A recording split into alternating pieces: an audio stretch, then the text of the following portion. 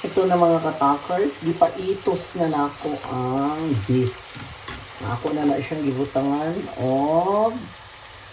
calf food. Butangan po natin siya ng sesame oil. O, diba? So, ipapa golden brown lang muna natin at palambutin ang ating vega. Yan mga katakers. Kain na naman tayo later. So, nag-brown na siya guys. At medyo malambot-lambot na mga katakers ang ating beef. Palalambutin pa talaga natin siya mga katakers. Maghulat-hulat lang tagamay. So, ito po yung broccoli at carrots na ilagay natin sa beef later.